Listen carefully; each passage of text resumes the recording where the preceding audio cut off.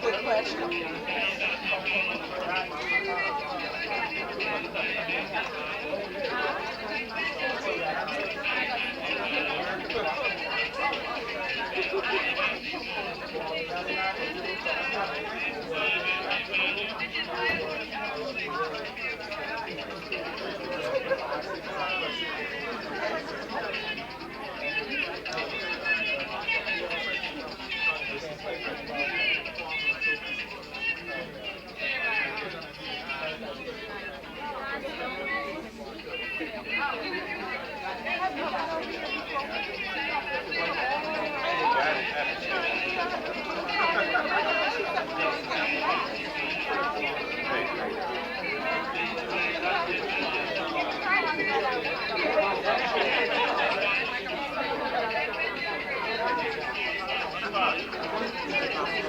No, everything's okay. They gotta check out the other.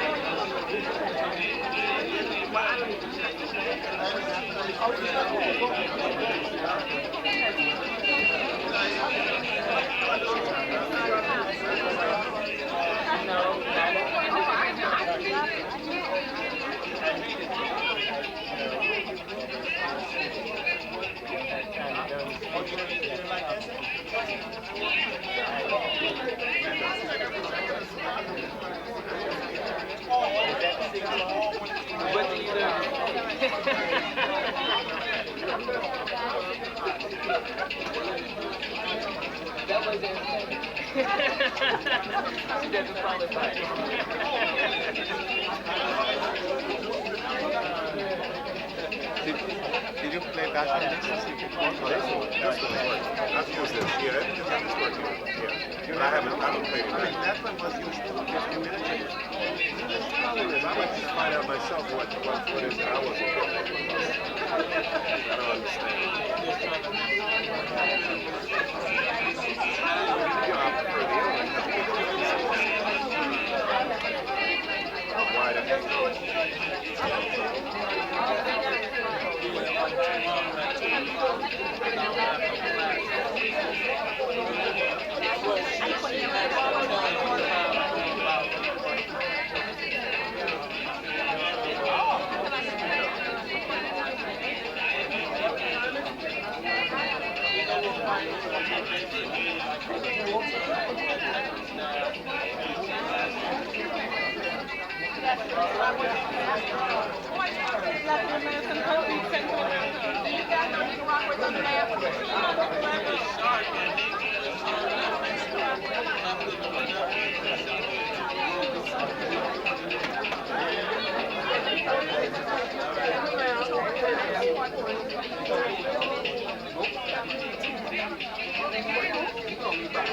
Today, bro, I get a bag of ice now. You leaving? No, bro.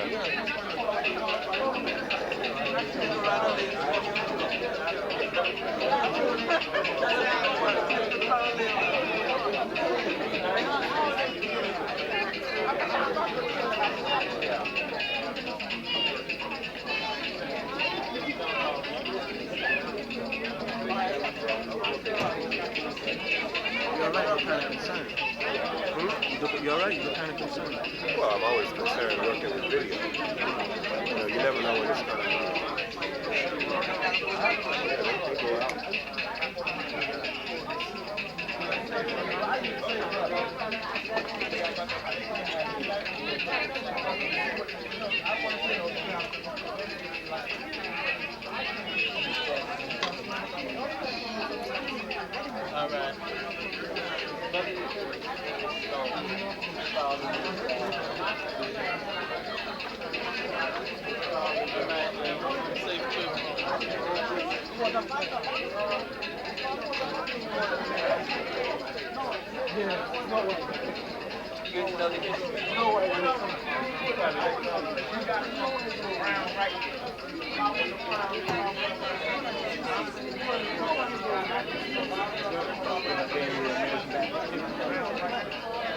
I use this expression.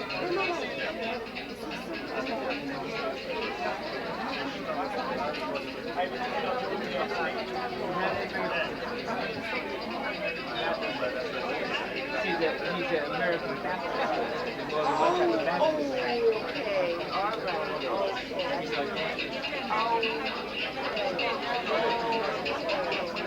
Oh my God. I don't see you at all anymore. Damn. Hey, you got the message. I'm glad. Okay. All I need is a message, brother. I'm trying to respond.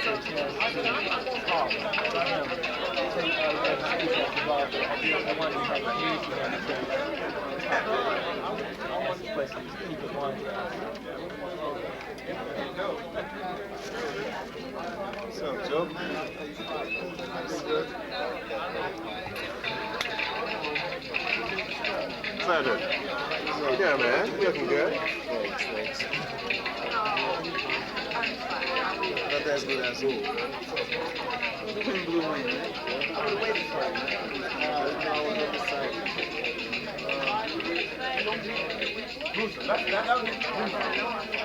Our time would be something to get cynical behind. Something political.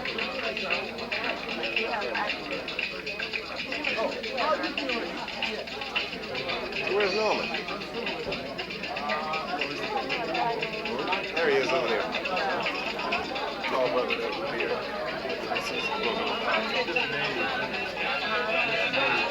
He's calling everybody around. Here's what's up. Yeah. How you doing? What's going on? No, he's just talking to people before.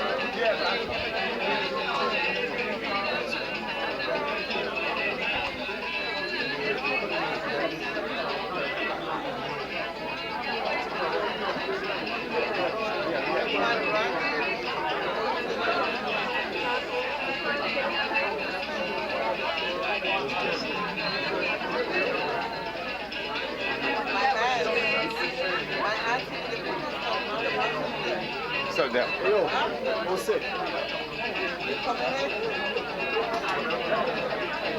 I was.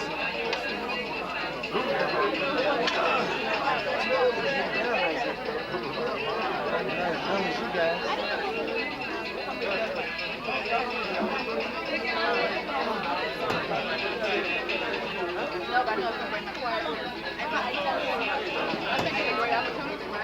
Hey, Doc. Hey, how you doing?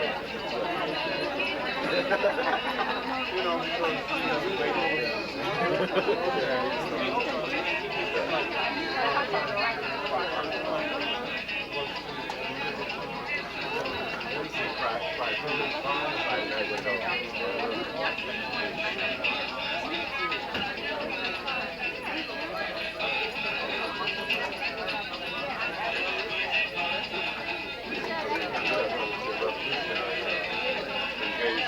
struggle.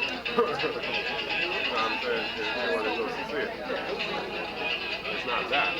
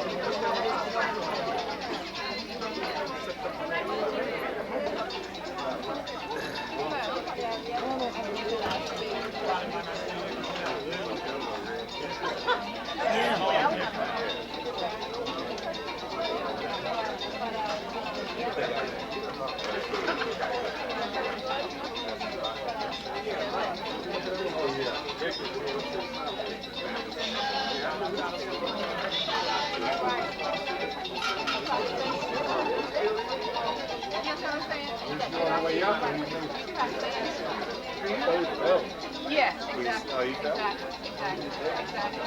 Exactly. You know what?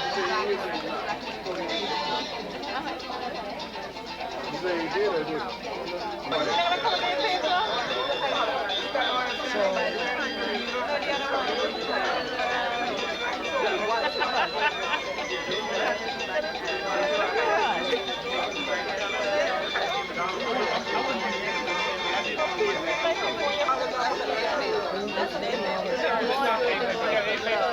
Same guy? I just wanted to read the story.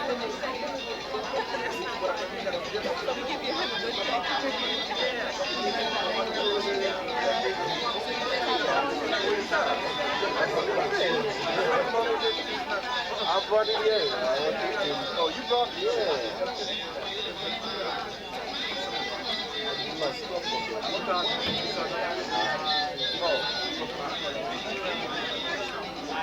Wait a minute, Derek. Why are you shooting that particular picture? Oh, my God. The other folks here, Derek.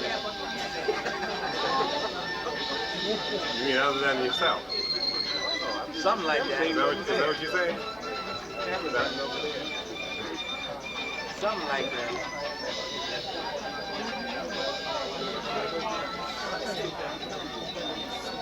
Don't mind me, I'm just a Muslim bodyguard.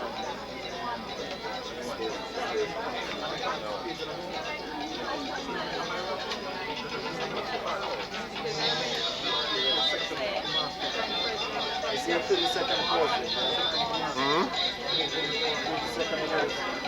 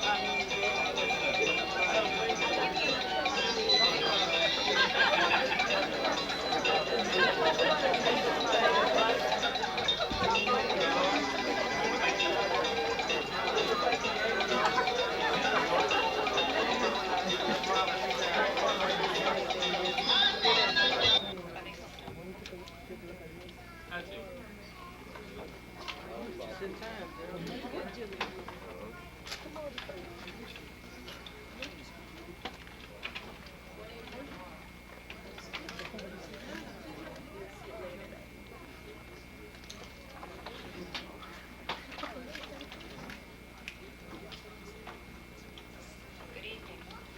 My name is Arlene Carter, and I'm on staff at the Center for Women's Development. I'd like to thank you for joining us this evening to meet and share our views on world peace with Minister Gray from Bluefields, Nicaragua.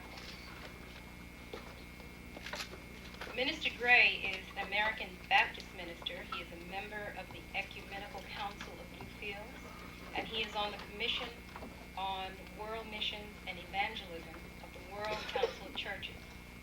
Some of you are fortunate enough to get his short bio. Those of you who don't have a copy, we'll make a copy available to you after the program if we can. I'd like to thank the co-sponsors of this evening before we get started. The Division of Social Sciences, the Caribbean Research Center, and of course the Center for Women's Development, the Medgar Evers College Library, the Medgar Evers College Christian Club, Alice Alexander, who is a division and a department in herself, the President's Office, the Acting President, Dr. Leo Corby, the Anti-Apartheid Club, the Medgar Evers College Adult and Continuing Education Department. And individuals, we'd like to express a special thank you to Professor Delridge Hunter and Derek Woolcott and Bill Forrester. Now I'd like to introduce you to Dr. Don Quinn Kelly, who is a professor in the Division of Social Sciences, who will introduce Minister Gray. Dr. Kelly.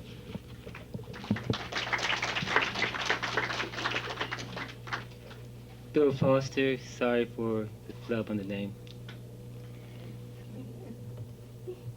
Today, I'm glad to see all your faces. I can't help but think this morning I was watching a local television show and learned that 50 years ago, a great event in history happened. Ronald Reagan made his first film, which I'm sure you all remember. Let's hope his foreign policy initiatives in Central America are remembered the same way we remember that first film.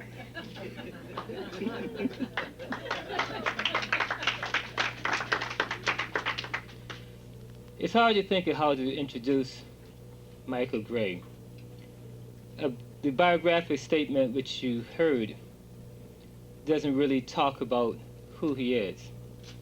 At the same time, I recognize that here in the United States, even in central Brooklyn with so many people from Central America and the Caribbean, people have no understanding of what or where Bluefields is. Michael Gray said a few hours ago that he was speaking up in New Hampshire and someone asked him where he was from, and he said Nicaragua, and the response was Nigeria. And that deals with the hidden nature of the African population, not only of Nicaragua, but other parts of the world. Up until the very recent history, people who learn Nicaraguan history in Nicaraguan schools did not learn about the presence of the people who were called Creoles, the people who were African ancestry. In fact, one of the major things to happen in the course of the post-revolutionary period, at least the post-armed struggle aspect of the revolutionary period, was that the Sandinistas, whose leadership was from Managua, had to learn just who were these people, these African ancestry people on the Atlantic coast, and why they demanded things like respect our culture, respect our social conventions, recognize us as having political authority, a process which is now called autonomy and a part of the Constitution. So there has been a learning process going on in Nicaragua, just as I anticipate the learning process is going on here. Michael Gray plays a significant role in that process in all the hats that he wears. On the one hand, he's the keeper of the truth. He's director of the Center for Investigation on the Atlantic Coast, SIDQA, which is fast documenting not only the history of the African ancestry people there, but of the indigenous people who also have been excluded from the history. So he's keeping the faith, to quote Adam Clayton Powell. He's head of the delegation for the Ministry of Culture for Zone 2 in Nicaragua. That's the zone that they always tell you those freedom fighters, the Contras, are in. And part of his responsibility there is to spread the word and the understanding so that all Nicaraguans can recognize that peace and freedom, true democracy, can only be achieved with the recognition of the values, the cultures, the beliefs, and the dreams of all the people of Nicaragua. And culture, as we all know, is a vehicle that occurs. And then he's also a Baptist minister. Now you put that one together, Michael Gray.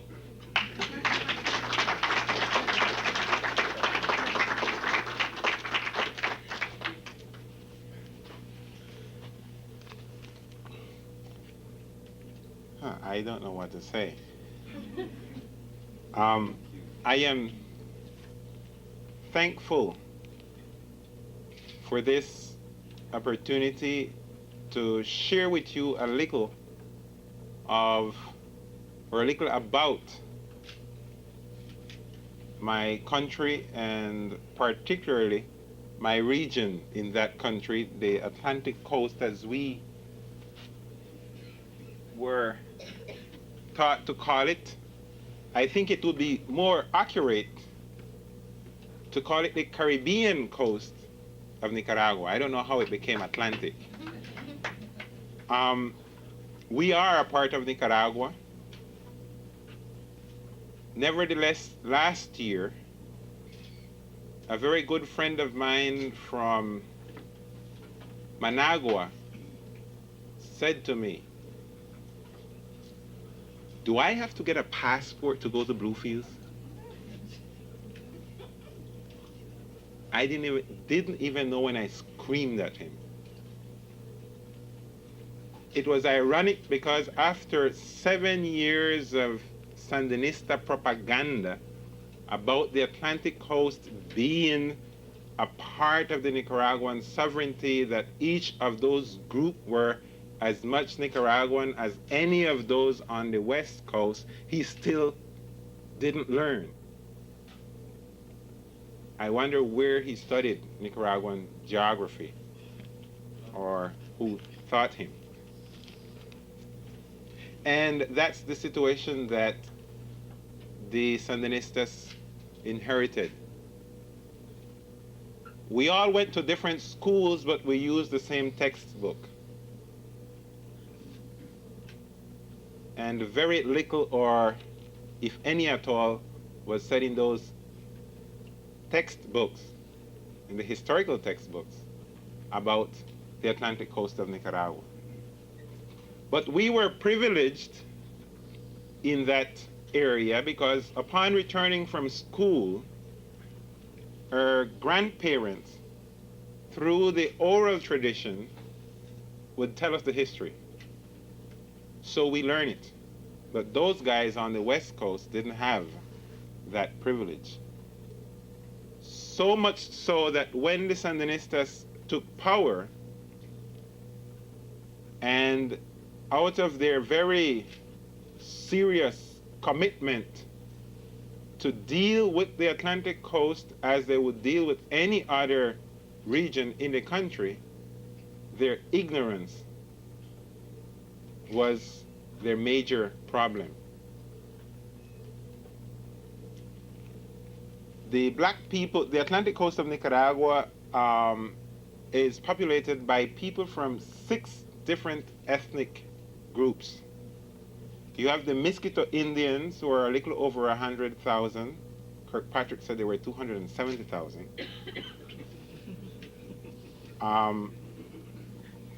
We have the Rama Indians, who are 750.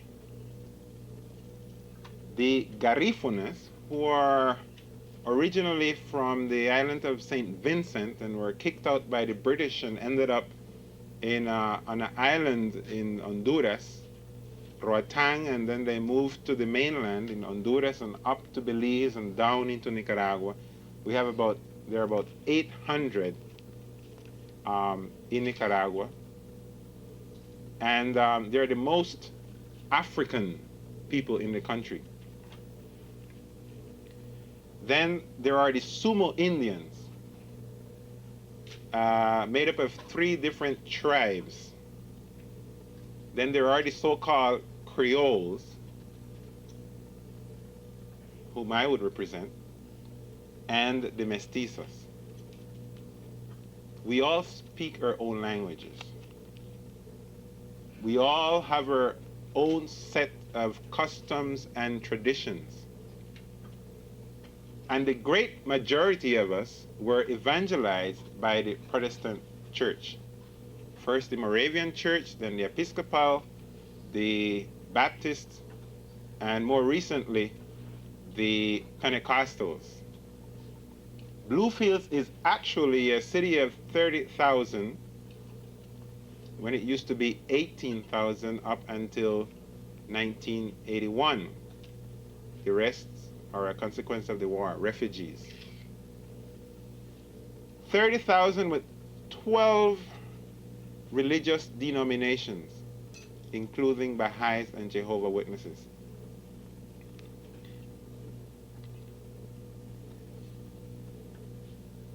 We, the black people, first came in there, as I said, in 1633 as slaves, like we did everywhere else, of the British. We mixed with the Mosquito Indians, and then there were some of us who came after the construction of the Panama Canal, seeking for jobs, and others were brought from the south of this country to work in the companies. And some of us came directly from Jamaica. My paternal grandfather was a Jamaican.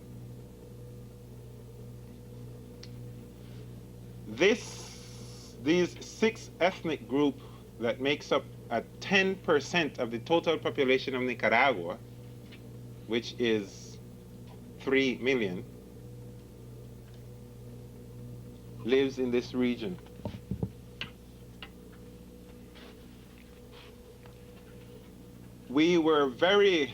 The whole region was very much articulated into the world economy from the 1600s,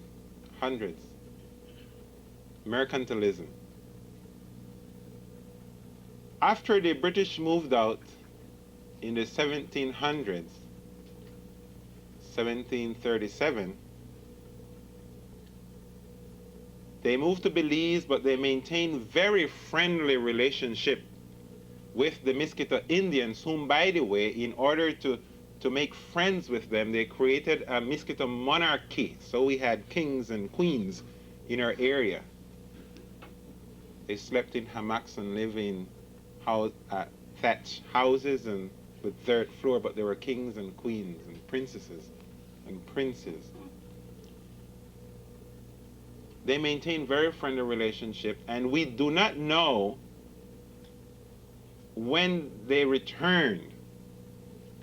But according to the records, one of the Mosquito kings, one called Jeremiah, was crowned in Belize by the British superintendent in 1825. We believe that it was when during the mahogany boom in the middle 1800s that they came back. I'm saying all of this just to make it plain in your minds the influence of the British culture, the relationship of the people from the Atlantic Coast region to these foreign powers that contributes to makes us different, a different people within the Nicaraguan nation today. But we were also influenced by the North American companies that started moving in there in the 1860s.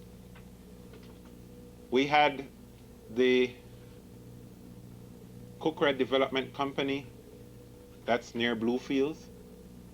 We had the Cayumel Banana Company, near Bluefields. The Blue Brothers Banana Company. We had the United Fruit Company, everybody knows about that one. We had any number of timber companies, about 4 gold mines in the north, the Brackman Lumber Company, and you name it, they were there. They first found out about Nicaragua when gold was discovered in California in 1848. At least they became interested. But way back from the Monroe Doctrine in 1823, something very clear were in the minds of the U.S. politicians. Upon discovery of gold in California, the need for an interoceanic canal came alive, and they were fighting, trying to make up their minds if this canal was going to be built in Nicaragua because of this lake here, which is connected to the Atlantic coast by a river, San Juan, St. John, and then they would only have to have dredged across here. Well, while the US and France was discussing where they would build this canal or fighting who would have the rights to do it, the companies were moving in. One other piece of historical information that is important is upon our independence from Spain in 1821, Nicaragua was incapable of putting together a government or a structure that would permit the respective governments to rule for the benefit and welfare of the Nicaraguan people on a whole, like the Costa Ricans did. 2 parties came into being in Nicaragua, the conservatives and the liberals. The conservatives lived in Granada, near the lake, and the liberals in Leon. And whenever the conservatives were in power, Granada would be the capital. And when the liberals were in power, the capital would move to Leon. Some intelligent person came along and decided that the capital would be Managua in the middle of Leon and Granada. Now these parties, as you may be understanding by now, is that they ruled for the welfare of the little group they represented. So that over the years, what we had was an ever-widening gap of those who had and wanted more, and those who did not have and wanted a little. And this led the country from one civil war to another civil war into another civil war.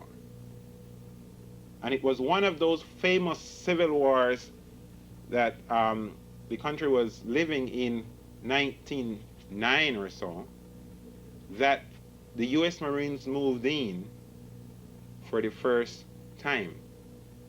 Invasion. Historical justification for that: protect US citizens' lives and US economical interests. But before that, in 1855, one William Walker from Tennessee, seeking to expand the US southern border,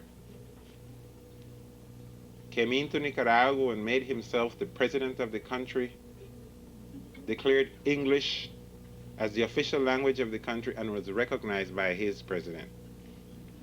Well, the Nicaraguans and the Hondurans took care of him in time.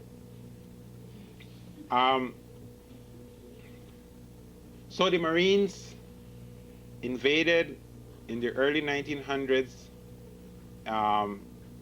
and did so for 3 consecutive times. The last time they ruled the country, literally ruled the country, for 24 years. They ran the national railway system, which was fundamental for economy, and they administrated the central bank, which had its headquarters in Hartford, Connecticut, until after the triumph of the Sandinista government, the Sandinista front. Their presence there is what, over these 24 years, is what triggered Sandino to take for the mountains, organize himself to fight against the US Marines. Of course, there was another civil war going on there too, which I will not get into because I don't think it's too relevant. But anyway, Sandino took for the mountain. He was a 6th grader peasant whose father was a landlord and his mother was his father's cook. Was able to make it to 6th grade and had been to Mexico looking for jobs and learned about the Mexican Revolution, came back to Nicaragua, and on the basis of his experience in Mexico, went for the mountains to fight against the presence of the Marines. And because of the pressures of the Marines, because of the pressures of Sandino, the Marines moved out. But they did not do so until they had organized the Nicaragua National Guard and left the first Somoza in power, who was a graduate of a school from the US, so he spoke English fluently. There is nothing wrong in studying in the US. There is nothing wrong in learning English. It was a good link, though, that he was trained here. He knew the culture, he understood the people. A very, very strong sympathizer of President Roosevelt. One of our main avenues in Managua was the Roosevelt Avenue. So Somoza became the head of the National Guard, and as soon as the Marines left, he called Sandino in from the mountains to talk about peace, and they had come to some agreement. And after a good dinner, and after they had embraced each other, and Sandino was on his way home with his men, he was assassinated by Somoza's men. Somoza then ruled the country from the 1930s until 1954, when he was assassinated by a university student. And his son Luis took power and ruled until the 1960s, when he was He died. We are told, even when Somoza was in power, we are told that his Somoza, the last Somoza, poisoned him. I don't know. But that was the popular understanding or explanation of his death. Anyway, Somoza took power and ruled until 79 when he was overthrown. Now, in between there were like arrangements and so on with opposition parties and so. But Somoza virtually kept the same trend of relationship between the power groups and the masses. In other words, he ruled for the benefit of his interest, his family, and his friends. And there were absolutely no kind of programs in the country that would benefit the poorer people, the masses, the majority of Nicaragua. In this whole settings, there were people. I should mention one other thing. In 1894, this liberal, Jose Santos Zelaya, came to the Atlantic coast. They had a convention that is known as the Mosquito Convention. Remember I talked about Mosquito Kings and so on, where the Mosquito King was drunk and he signed an agreement to become a part of the Nicaraguan sovereignty. Ever since 1894, we lose control of our own destiny in the Atlantic coast. And ever since then, we have been struggling all along to have some access, some say in those policies that were going to affect our lives in the Atlantic coast. We struggled all along to gain some control over our own lives, and it was all to no avail. I will ask Stanford to forgive me, but Stanford in the back here, he is from Bluefields, the one that is wearing a clerical collar. And he was one of those guys, one of those persons who throughout the years struggled as a member of the National Assembly in the Conservative Party to do some good, struggle for the rights of the people from the Atlantic coast of Nicaragua. And he knows what it was like to fight for the rights of his people. If you pressure it too much, then you knew what you were into, but you had to continue pressing on anyway. So the Sandinistas took power in 79. They did not know most of the history of the Atlantic coast that I have mentioned, and the culture, nor anything. But they had the goodwill to bridge the gap that was created, or reinforced, I should say, by the former governments of Nicaragua. But goodwill is not sufficient. It takes a lot more than goodwill. Scientific understanding of development is not sufficient either. You got to get out there and understand where people are coming from, what's people's feelings, what is people's, how do people identify their basic needs? What's people's understanding of the outside world? What's people's understanding of their own history? What do they feel as their most, their strongest historical reivindication? They did not know that. They thought development programs would do the job. Okay. But it did not work. And so one Sandinista project, development project, became a problem. Then they came up with a solution to that problem, and the solution in turn became a problem. And so what we had was a vicious circle.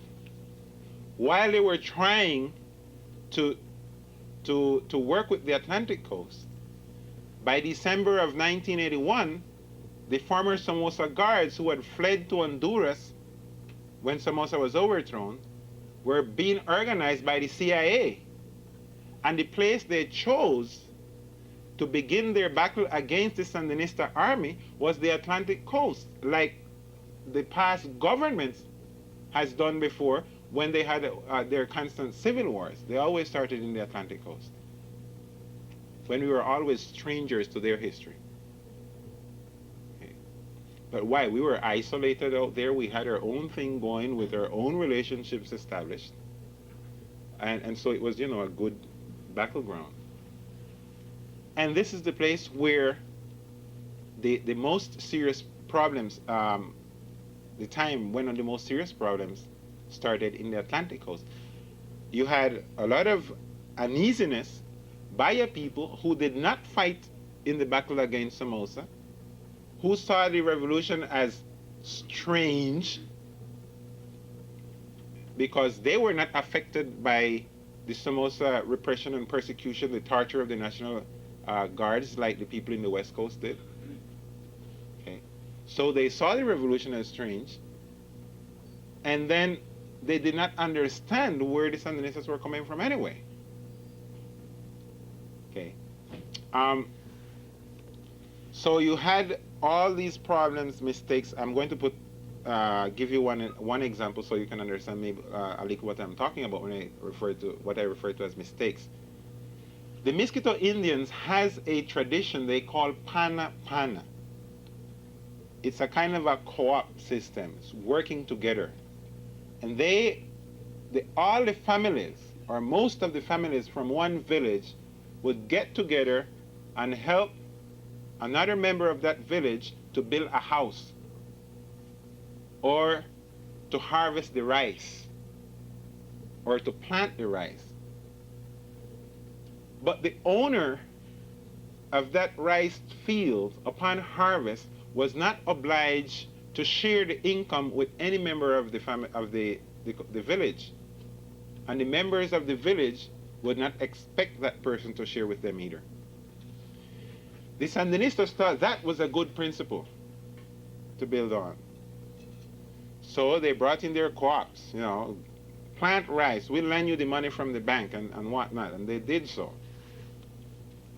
And so the time for harvest came, and people took in their crop. There were lots of rice, and there was no means, one, to get it to the market.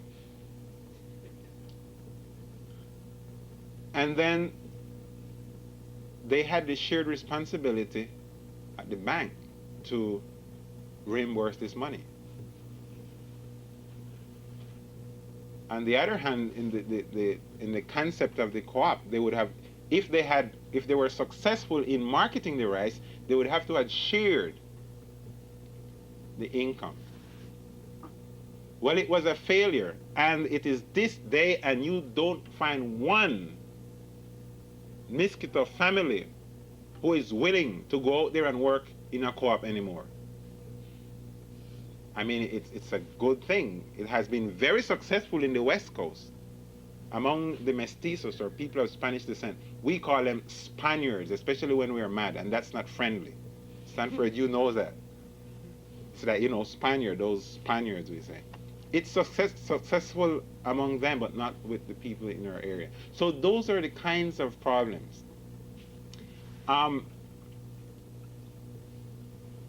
The world didn't know that we existed in Nicaragua. But when the Contras made their first attempt between 81, December of 81, an attack they call Red Christmas, is referred to as Red Christmas, you know, Bloody Christmas, where they attacked the Bilwas Karma hospital that's near the Honduran border. It used to be a Moravian hospital, and raped Myrna Cunningham, a Mosquito doctor, a woman who is actually you'd call it the governor of Puerto Cabezas today.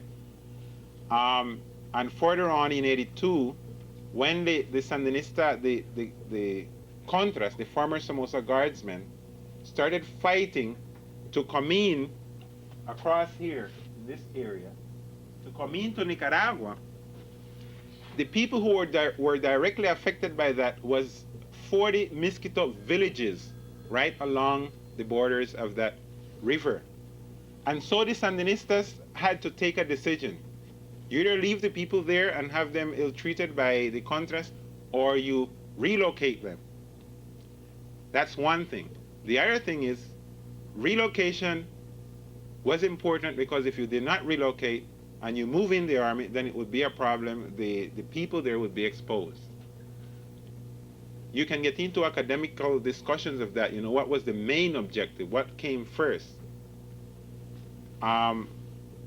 Nevertheless, the people were relocated. I think that was a necessary evil, if you may.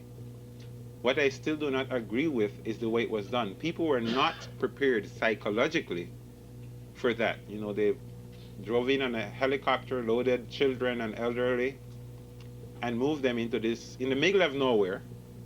And then the younger folks, and men, the stronger ones, men or women, had to walk to this place. A relocation place called Tasbapri, free land. Tasbapri was in the middle of nowhere, as I said. People became totally dependent overnight after being all their lives independent. After 2 months of being relocated there, in my opinion of civilization, quote unquote, they had a better life condition than they ever had at the Rio Coco. They had nice homes, they had their churches, which is very important for the Mosquito, their health clinics, schools, and so on. But that was not home. Now, if I say to you, you will begin to understand, better yet, that the Coco River, the Wanki as they call it in Mosquito, has a profound religious meaning for the Mosquito people. If they have a sick, they bathe that sick in the river. Does that say something? And their ancestors are buried on the banks of that river. And there is this constant communication between the dead and the living. Okay, so those people were relocated. That is when the administration here started talking about Mosquito Genocide. And that's when the world learned that there was an Atlantic coast of Nicaragua. And that's why still today I walk into a place, a meeting, and I say I'm from the Atlantic coast of Nicaragua. They say, "Are you a Mosquito?" And I said, "No, in the Atlantic coast of Nicaragua there are 6 ethnic groups, and I am one of them, and I'm not a Mosquito, even though I have Mosquito blood in me." I didn't learn that until I went to school and started digging down in my ancestors. But I'm certain had I known it before, I wouldn't be ready to recognize that I was a Mosquito, because we looked upon those guys, you know, they were like uncivilized. That's what we call them, uncivilized Indians. They were the ones who went down into the holes of the mines while we work in the offices, because we spoke English. Okay. Now you see, what I'm trying to emphasize is that we are totally different, and that all of those differences were not handled by the Sandinistas, were not aware of that. So you had a series of, you had a lot of information, and you had a series of historical stereotypes also that these people had to deal with, and many of them who were sent out there maybe was not even willing to deal with it. Okay.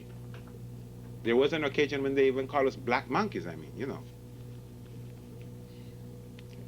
But again, it responds to all those, that historical difference. When my grandmother didn't speak Spanish, she learned just sufficient to survive, which was a few words, not even a dozen. And when my mother spoke, and she spoke it back way, and we would say, but that's not the way, she would say, that's not my language.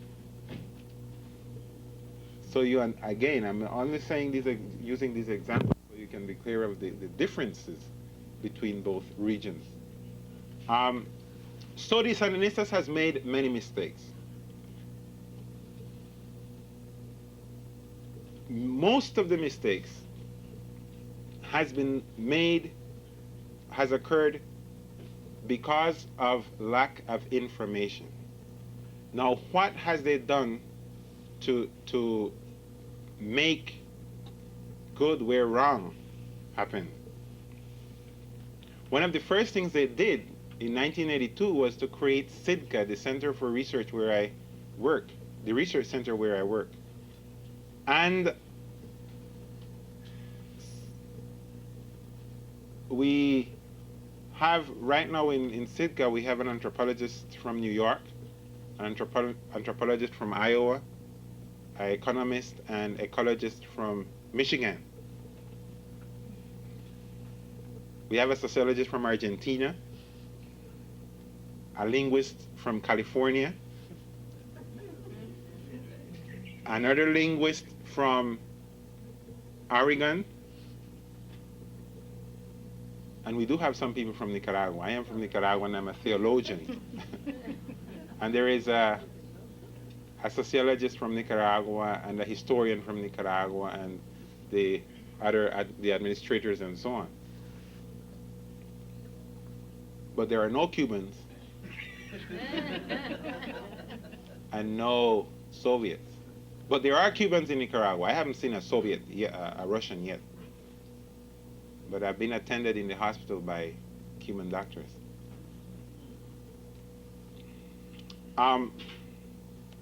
So this institution was created in '82.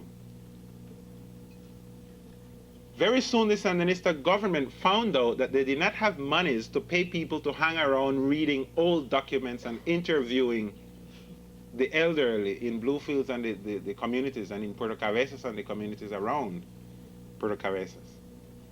So they said, you better find ways and means to survive. We can't finance you anymore.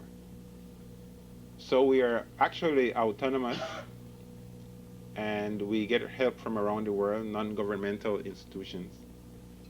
But the main objective of SIDQA, when it was created, was to do research and provide the different governmental institutions, the Ministry of Culture, the Ministry of Education, the Ministry of Health, and all these offices in Bluefields or in Puerto Cabezas with basic information on the basis of which they would develop or devise their policies and projects and so on in our area.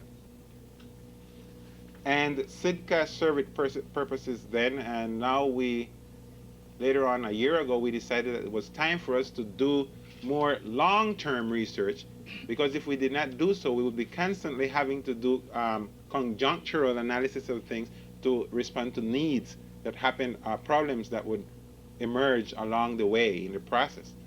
And those would continue to happen because we did not have a real good analysis of what the roots of the problems were in the region.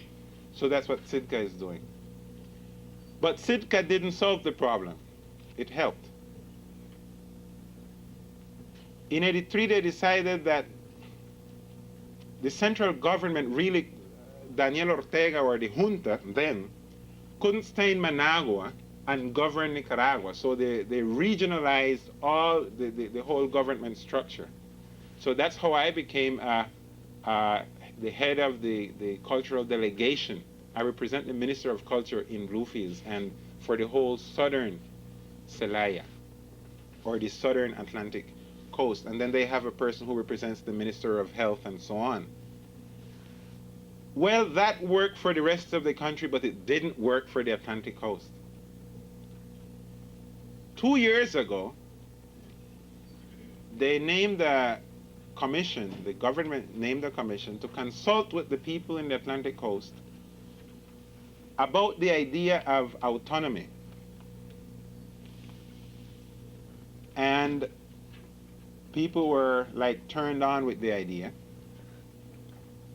And the first thing the people said was, if we are going to talk about autonomy, this cannot be dealt with by a national commission. We want regional commissions. So they set up 2 regional commissions, one in the north in Puerto Cabezas and one in the south in Bluefields, that worked for 2 years. And in May of this year, they had a multi-ethnic assembly after consultations and analysis, where the statutes of the autonomous region to be was approved. That was submitted to the National Constituent Assembly, which approved it in July. Now, when I talk about autonomy, it's autonomy within the framework of the national unity of Nicaragua. But what it actually is doing is it's returning to us what was taken away from us in 1894. So we are going to have the opportunity, the privilege to govern ourselves once again. And the central government is going to help us to do that. So the whole approach, the whole attitude is changed. The people in the West Coast still do not understand that. Like the grassroots, they feel like that's independence. We are saying, hey, we are Nicaraguans. We have no interest in becoming independent. The first thing, how would we survive economically? We become another dependent nation on the United States or some other nation. Certainly not the Soviet Union. We are very anti-communist in our area. So I could maybe talk about some of the things in terms of the structure of the autonomy, but I'm just going to mention two things and left some time for question and answers. Two achievements within the framework of autonomy, even though we do not have an autonomous government yet. Well, maybe three.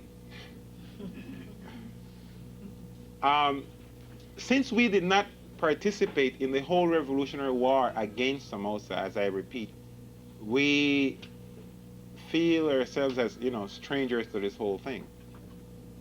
But a few years ago, the National Assembly approved a law that obligates kids 18 through 25 years to do 2 years of military service. And kids within that age limit from our area started fleeing to Costa Rica by the hundreds. And some people say, they are counter-revolutionary. It's not counter-revolutionary. It's the revolution does not belong to us, at least in their mentality. And being drafted means going to war, which has meant in the rest of the country returning home in a casket. So it was escaping for life. Now, I hope you are understanding this does not mean that the people of the region are counter-revolutionary, that they are totally anti-Sandinista. I'm just trying to emphasize that we are different, and we are coming from a different background, which serves to understand why we react the way we react, or why we behave, or the way we behave regarding the Sandinista revolution, okay? So people started fleeing into Costa Rica. But in January of '86, 33 of those boys came back from Costa Rica, and they had very, very sad stories to tell. I was one of them involved, one of the persons, Ray Hooker was the other person, involved in meeting them at the border and trying to get them back to Bluefields. And the boys said, if we have to go to Costa Rica to go through that, we better go do our 2 years military service. And so you find, now you have the mothers, basically the mothers who are trying to get their sons out. Now they're sending them to San Andres. And 5 of them has already been killed, motorcycle accidents, drugs. They just go to San Andres, they have nobody to go to. But the mothers are mothers, and they want the safety of their children, so they get them out. As far as the boys are concerned, they'll stay there. Well, our Autonomy Commission, had a meeting with mothers all over Bluefields, and the mothers said that they didn't mind that their sons did the military service, but their main concern was that they did not want them to take them out of Bluefields and send them to the Honduran border or to Corinth or somewhere on the west coast where they couldn't, even talk to them, had no contact with them.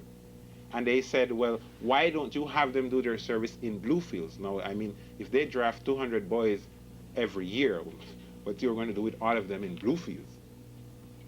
So anyway, they came to an agreement that the boys would do their military service in the Bluefields region.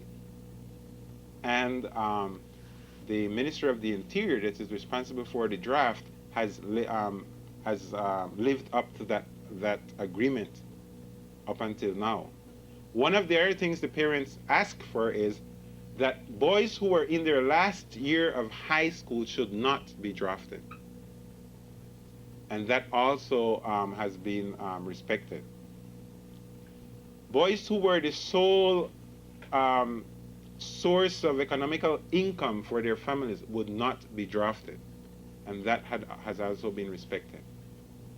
So that was one of the things that people interpret directly as an achievement of the autonomy, even though we are not living under an autonomous government yet, but it was done by the Autonomy Commission.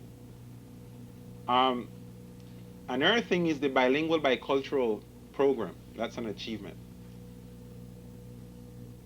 When my grandmother went to school, she studied in English. The Moravian school taught in English. When Celaya, this guy who they say reincorporated, but it was never a part of Nicaraguan sovereignty before, so he incorporated the Atlantic Coast region to the Nicaraguan state. When he did that, he also declared Spanish as the official language of the country, and so we had to be trained in Spanish. And when I went to school the first day, they spoke to me in Spanish. I didn't know what the word they were saying to me. And we would speak English to each other in the classrooms when this teacher were trying to explain something to us in Spanish. Then when they had their little English class, they taught English as a foreign language, and we would sit there and make jokes of these professors when they were not from our area, and they were saying like, the hat on that table, and we would say, what's that? That's not English. We ourselves didn't know much, but the little that we had learned from home was sufficient to tell us that you don't say the hat or table. I mean, it's table or hat, but so this is what we went through. The Moravian schools, since they did not have their missionaries, didn't know Spanish, they had to close down their schools for 10 years. And I'm not going to go through all of that, but when we, the Sandinistas decided, not the Sandinistas, I mean the Autonomy Commission, presented it to the National Assembly, and the Assembly approved it, and it is now a part of the Constitution, it's included in the Constitution of the country, that children who do not speak Spanish as a native tongue, whether they be Mosquito, Ramas, Sumo, blacks, they have the right by law to be educated in their own language. And that program started about 2 years ago. Now, there is a practical, technical problem there. You can judge from my English. I haven't had one formal English lesson in my whole life. But what I have learned is what from reading and trying to hang around people who I know knew more than I, and so on. And I've had some higher education, so I know you tried, to do it better. The teachers who teaches in this bilingual bicultural program, they are teachers by profession, but they have only, they have the same faith as I had. They did not have any kind of formal English training.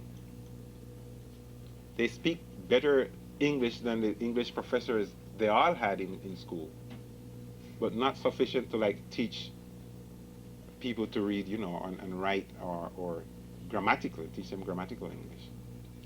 Nevertheless, it's there in the Constitution, and it's happening for 2 years now, and somebody is going to brute up, as we say at home, on English, but eventually we will learn it the right way.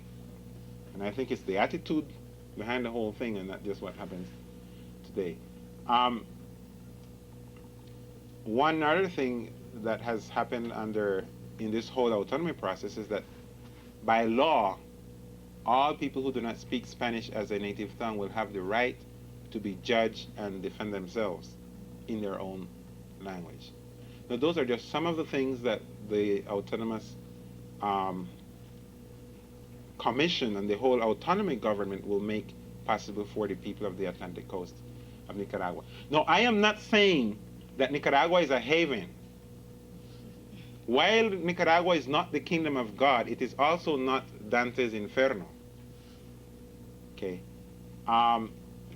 Meaning with that there has been problems, there are lots of problems. The Sandinistas has made lots of mistakes. Some of them, they have gone right back out and recognized, they have met with people and said, listen, we made a mistake here. I know of no other government which did that. As a matter of fact, I read a quote some days ago by one U.S. government which said, one U.S. president in relation to Nicaragua, who said, we do not make mistakes. But these guys have been, conscious enough to recognize when they made a mistake. And they're still making mistakes, and they're still trying to do better. Where I am coming from as a Nicaraguan, as a minister, and as a minister, this is a minister of the church. I believe in life. I believe in the quality of life, which means I am against death and everything that makes death possible.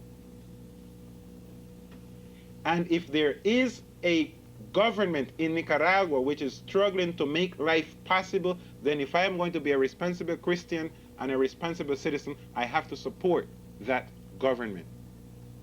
Critically, of course. As of now, I do not know of any government previous to the Sandinista government in Nicaragua that has tried to make life possible, abundant life possible, for the majority of the Nicaraguan people. So that's why I support the Sandinista government. If tomorrow they change or begin to show signs of change that would go against the great majority of the Nicaraguan people, then I would have to stand here and speak against them. As of now, I cannot do that. Thank you.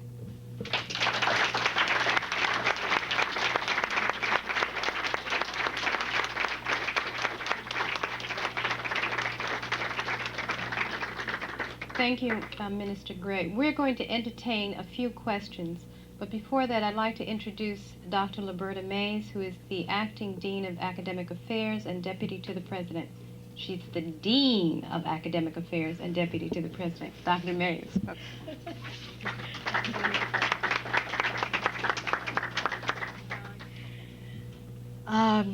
Don, and your group, your commission who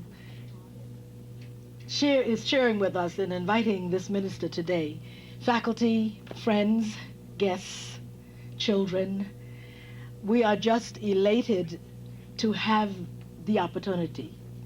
We are just thrilled, and before I do anything else, I want to just extend a formal visit and a formal welcome, I should say, for your visit to the college. It's interesting that the president, who could not be here and asked me to share his regrets for not being here, came down to my office and said to me, Luby, he looks just like us. These were really his words. He's one of us. And it just struck me as so interesting because I sat there and I said, he is one of us. He is ours. We are together. And so many things. I'm going to let him ask. I'm going to let you ask questions, and he will respond in a minute. But I must say these few things. As the minister was speaking, so many things came to my mind. First, how we are joined together, not just by ethnicity and ancestry, but in so many other ways. And from a personal experience, I am an ordained elder. And when I read on this little blurb they gave me that you were a graduate of Union Theological Seminary, I am a Presbyterian, and we have many, many Presbyterian instructors there, and I'm sure you've come across some of them. Yes, indeed. The other thing that came across my mind as I listened to the minister was the fact that a group of Presbyterians are presently getting ready to go to Nicaragua. There is a unit in the church, in our church, known as the Peace and Justice Unit. And I don't happen to be a member of that unit, so they didn't invite me. I'm trying to find a way to get invited. I will get there. So we have that. Delegation. All right. Oh, sure. That's always a possibility. And so we have that tie also.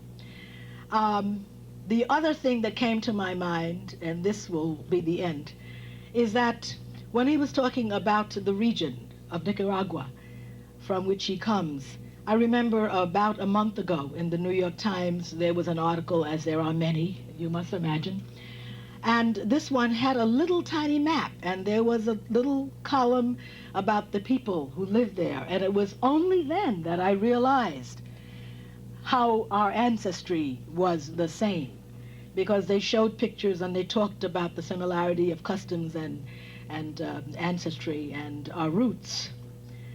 And so we are far spread all over the world, and we cannot be denied again. We are one people. And I think that people are beginning to realize that we understand that, and in that understanding there is indeed tremendous strength. There's strength enough to be anybody that we want, to go any place that we want, in terms of possibilities, in terms of accomplishments, in terms of our fight and our struggle. And so we can appreciate your struggle, because your struggle is our struggle.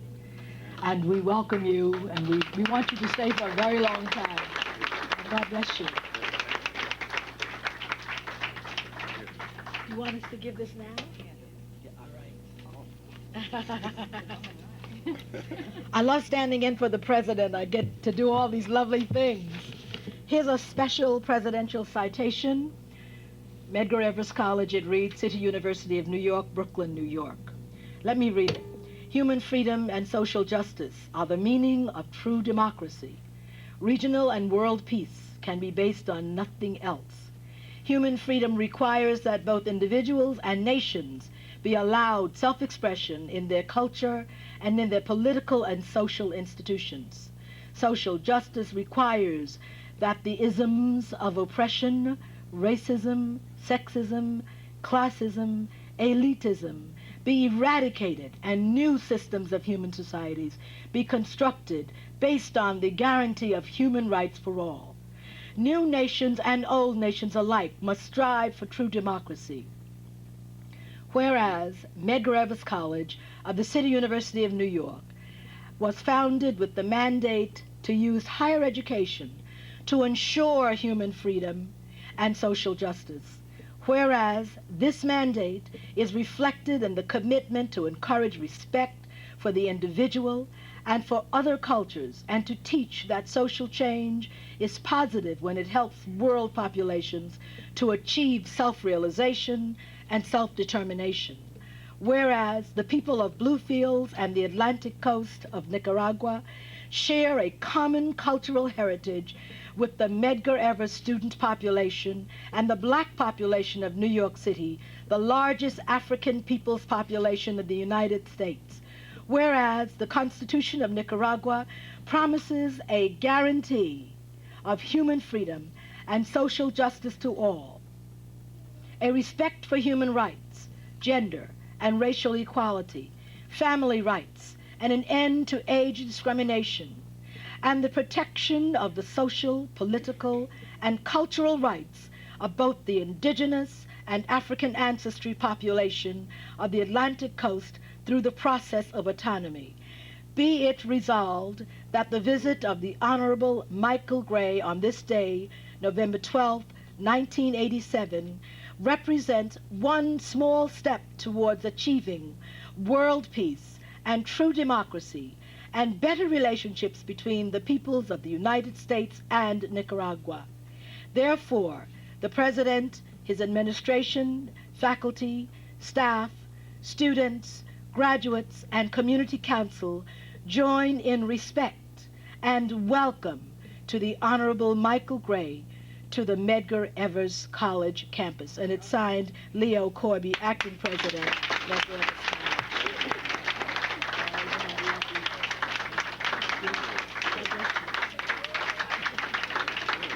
This is really special.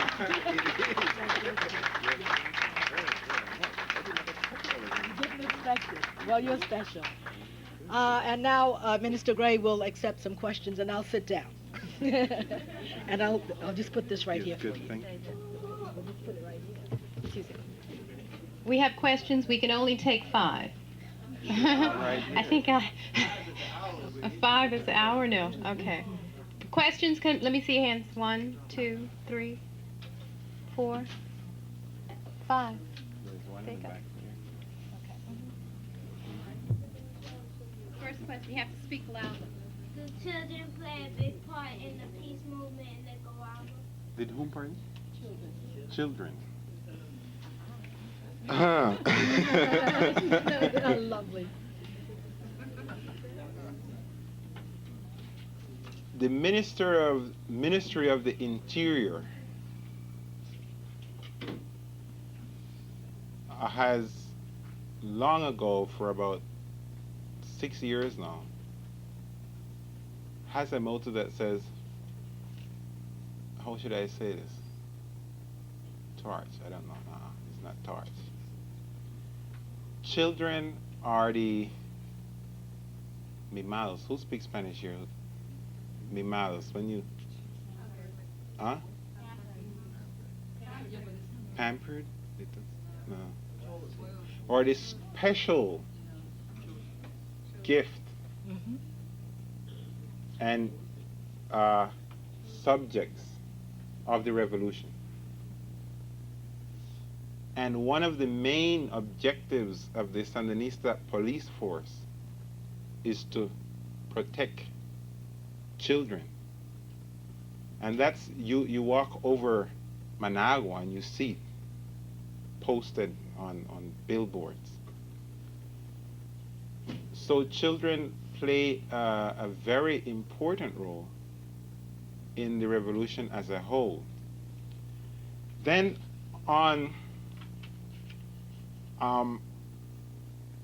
in October, the first week in October, there was a group of children involved in cultural work, dancing and singing and so on, poetry, that traveled through Central America, beginning in Costa Rica.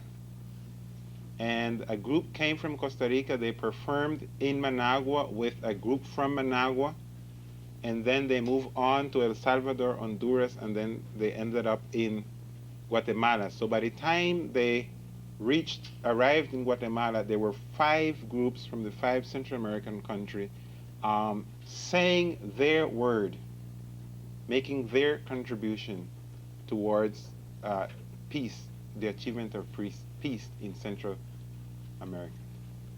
Yes.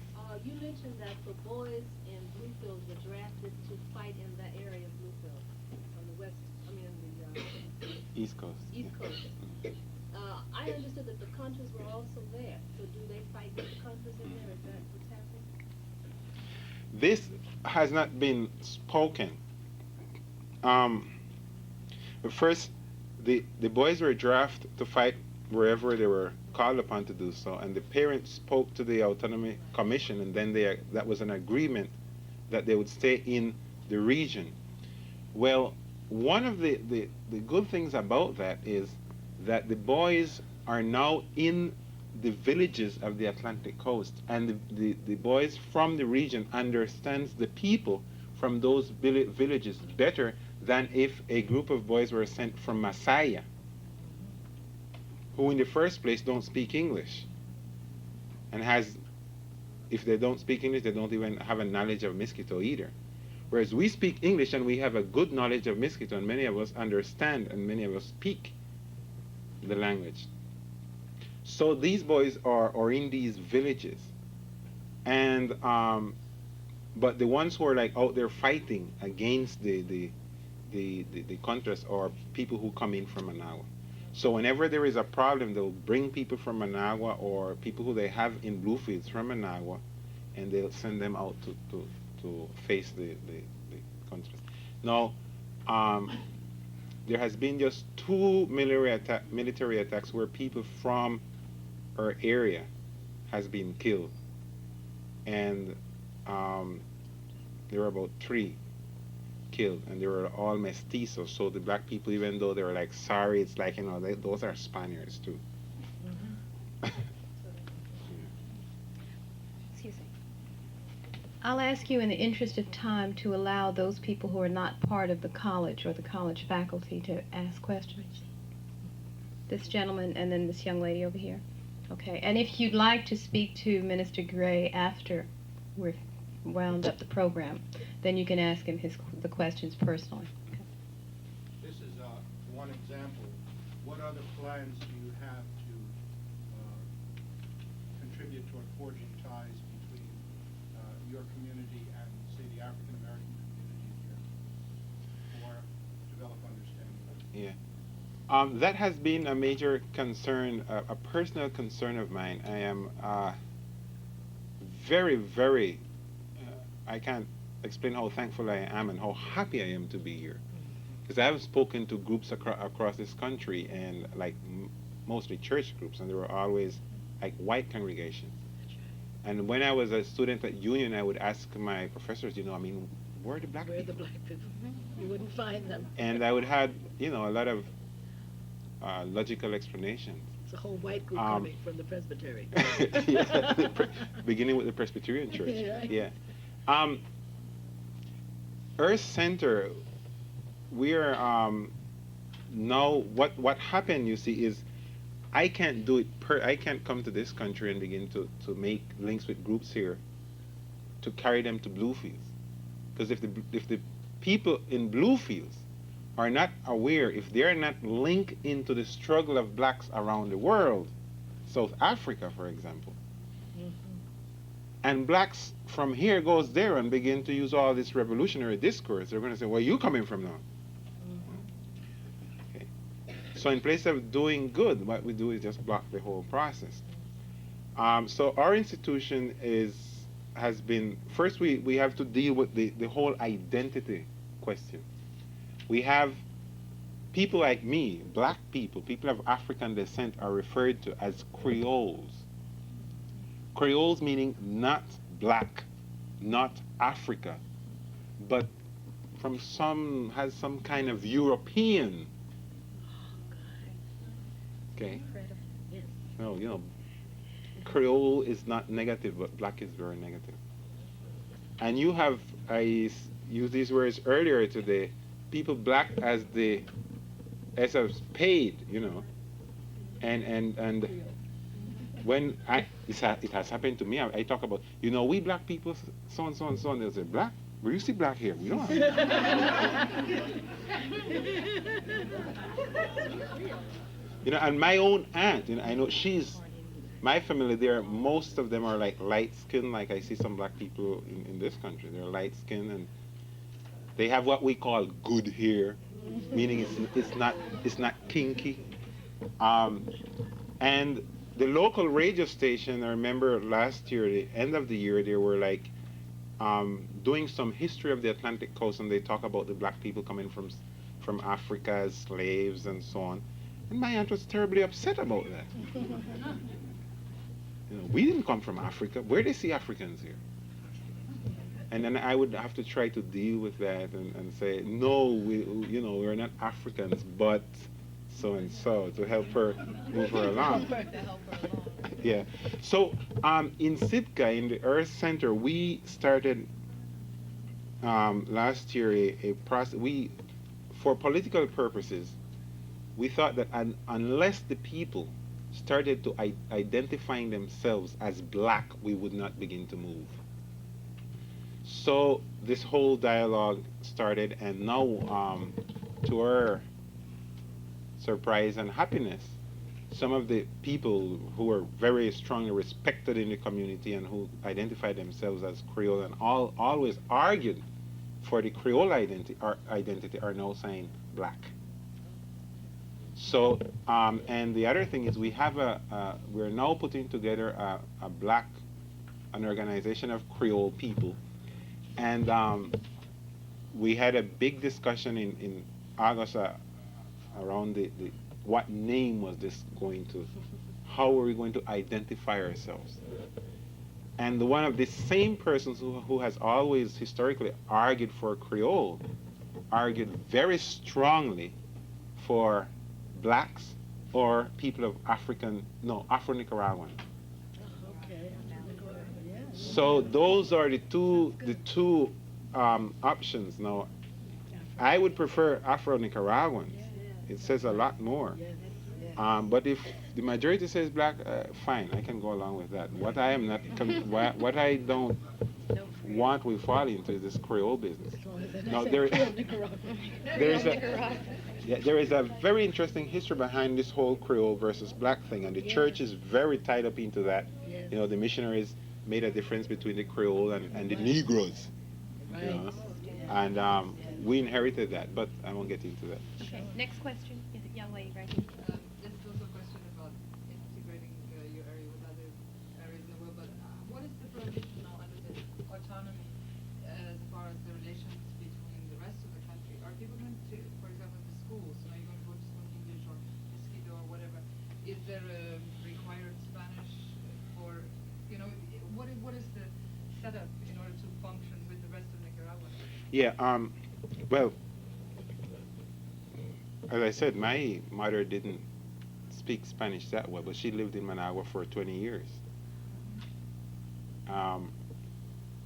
And people from Bluefields or from the Atlantic coast, whether they're Mosquito or blacks or Creoles, they go to Managua without knowing a word of Spanish. But see how I should say this. The whole bilingual bicultural program, the first thing was they had the wrong concept about it. It was, what do we do to make it possible for these kids to learn to read Spanish quickly? So they thought bilingual education, if people learn to read in their own language, it would be easier for them to learn another. But they got trapped because the parent thought it was a good idea, and what started out being just a program for 2 years and then move on to Spanish ended up being 3, and after the third year being this one, parents are saying, wait a minute, you're spending lots of money on this program, it doesn't make sense just to go to 3rd grade, let's move it to 6th grade. And just knowing how the government work with people's grassroots demands, I know it's going to end up being a program, a whole elementary school program. And then in English, then they'll introduce Spanish. Of course, they'll always have to study Spanish as a subject. Like we used to have to study English as a foreign language, as they call it. No. Excuse me, I'm going to have to interrupt. We're going to take one more question from Joe Mashariki, and then we'll end. Great. I don't know if it's so much a question, but I was concerned about your remark that you were speaking to audiences other than the national community, and want to let you know and extend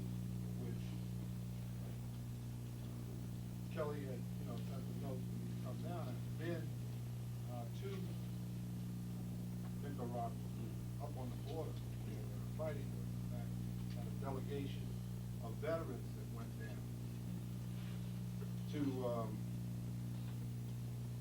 oversee what was going on with our own eyes. And I want to let you know that our black community is very, very conscious about the struggle that's going on in Nicaragua and in the blue field. And that we want to let you know also that the foul Reagan administration is not pulling the wool over our eyes. And unfortunately, many times, guests from Nicaragua come here, they come here via the left. And the left usually calls us and wants us to facilitate some engagement of them within our communities. And usually the left then slips in their representatives. And I guess what I'm really trying to say is that next time you're here, I want Kelly and the folks from Medgar Evers College, whether it's you or other representatives from Bluefield, to let us know that you're here, because we will not only come here to extend our warmth and our understanding of our bonds, but we will take you into our community and tour you and let you meet some of the movers and shakers within our community and have you talk and share some knowledge and bread with them, so that don't think that there's not a strong African community in this country that is in support of the liberation of Bluefields, but we also know the delicate situation that exists in Nicaragua, and that we're not going to let the Reagan administration use us against any type of progress that could take place. But within that, I want to say that I think it's very sophisticated of the African community to advance their concerns and their demands on the Nicaraguan government, because they have made mistakes. But irrespective of that, we can't always suffer at the expense of progress for everybody else and then always wind up in a subservient position. So when we was in Nicaragua, we advanced the concept of autonomy for Bluefields to Ortega, which we were the guests of the government. And I'm saying that it's good to see the type of movement that's taking place, and at some point we're going to hook up together, and we're not only going to defeat the Somoza forces in Nicaragua, but we're going to defeat them here in the United States also.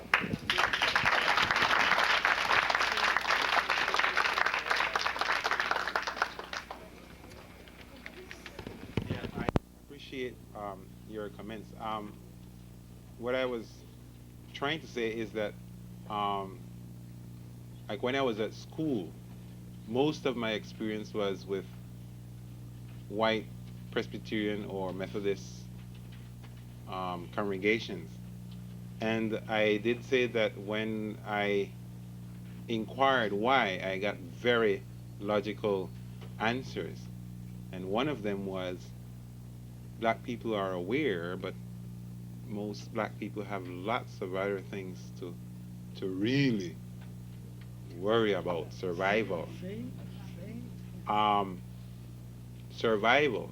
And when I went back home, Witness for Peace is an organization that many of you may know, carries groups down there. And they were, for the most part, white groups all the time. And I asked, why?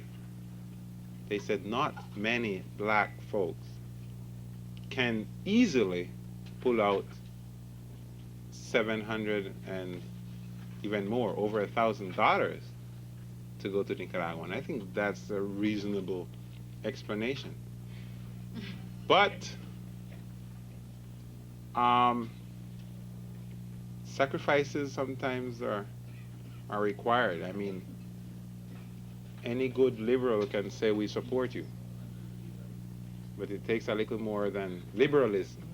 Anyway, I'm happy to say that Witness for Peace now has taken at least 3 delegations of all black groups to Bluefields, and they now have one permanent witness person in the Bluefields area who is living among the Garifuna people in a community called Orinoco. Okay, so yeah, I do know that there are some there are awareness. Could we have a standing ovation?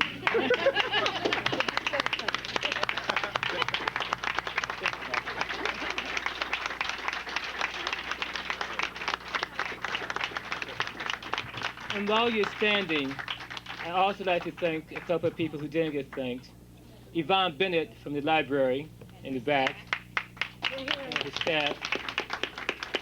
And also, we have the honor that the person who was the MC for the show will be in September, in June, the first person ever in the history of CUNY, in the history of the City University of New York, to receive a baccalaureate degree in Black Women's Studies, Arlene Carter.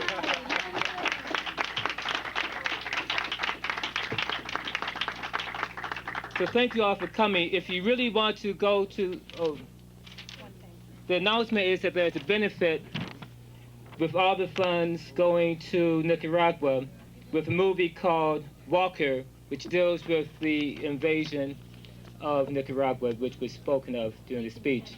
And it's at Lincoln Center on November 30th. Tickets start at $15. And one last point, if you are interested in further information, or if you really would like to go to Nicaragua, see me. We're going. Thank you. Oh, God bless you. Oh, all the way. How long will you be here? I am already here for over a month. I was in New Hampshire. I want to see you. This time, I'm so glad that John went to you. Well, you should send it to me. I'll see that yes, it's better to send it down by courier. Pero es bien John, put this in the bag. Probably John. Thank you. You want me to put that back here out of the way? While you're... Don, I put the citation there.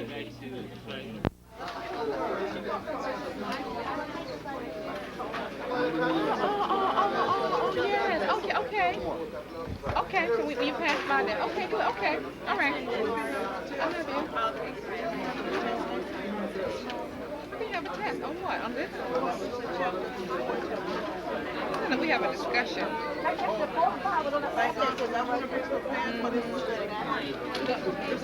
have a test at school, so we'll be on 5, 6, and 7. It'll be the next test.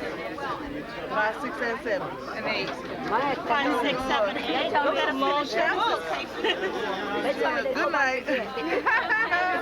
Okay. On Megatron. That was for Megatron I gave you tonight. For Megatron. Do next Thursday?